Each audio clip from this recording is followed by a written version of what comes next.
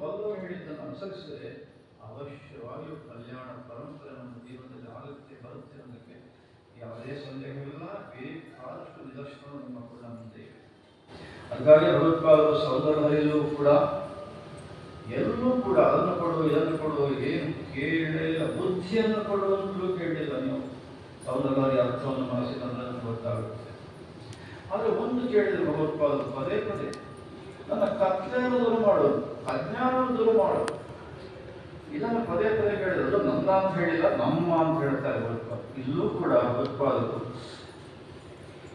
ಬೇಡುತ್ತೇನೆ ಅಂತಾರೆ ಭಗವತ್ಪಾದರು. ಅದನ್ನು ಮಾತೇನೆ, ನಾನು ಬೇಡ್ತೇನೆ ನಿನ್ನನ್ನು, ಏನು ಬೇಡುತ್ತೀನಿ, ಎಷ್ಟು ಬೇಡುತ್ತೀನಿ, ಇಷ್ಟೇ ಬೇಡ್ತೇನೆ ಭಗವತ್ಪಾದರ ಮಾತು.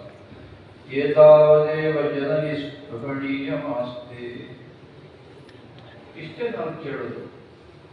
ಅಂದ್ರೆ ಏನಪ್ಪ ನಿಮ್ಮ ಅಭಿಪ್ರಾಯ ಅಂದರೆ ಭಗವತ್ಪಾದ ಹೇಳಿದ್ರು, ತದ್ವಂದನೇಶು ಶೈಲ ಸ್ಥಗಿತೆ ತನೇ, ನಿನ್ನ ಚರಣಾರವಿಂದಕ್ಕೆ ನಾನು ನಮಸ್ಕಾರ ಮಾಡುವಾಗ ನನ್ನ ಕಣ್ಣು ಆನಂದ ಬಾಷ್ಪದಿಂದ ತುಂಬಿ ಕಣ್ಣು ಕಟ್ಟು